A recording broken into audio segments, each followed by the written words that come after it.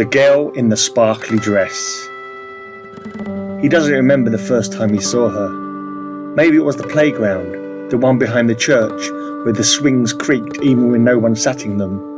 Or maybe the supermarket, aisle 7, where the cereal boxes stared back like rows of silent witnesses. She was always just there, at the edge of vision, standing still, watching. The dress sparkled, not brightly, not joyfully. It shimmered like broken glass under moonlight, sequins that caught the light and held it too long. Her face was wrong, not monstrous, just shifting, familiar in a way that made his stomach turn.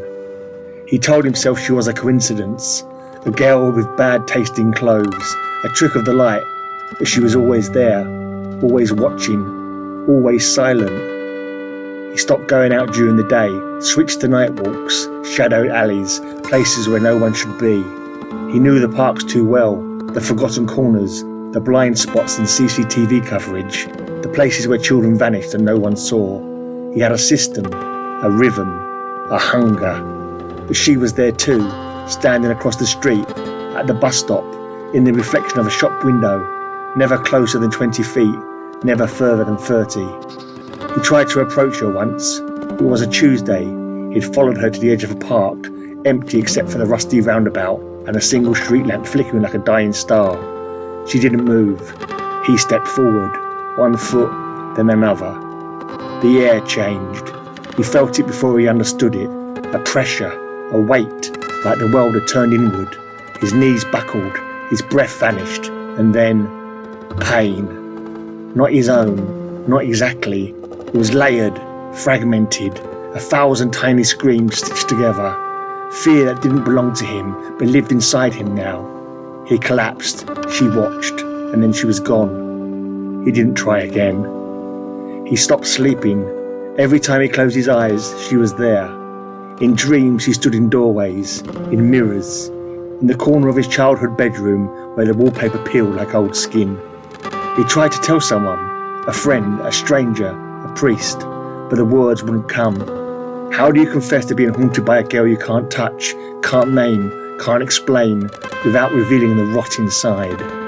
He started seeing her in photographs, not his own, others, a child's birthday party, a school play, a Christmas card, always in the background, always watching.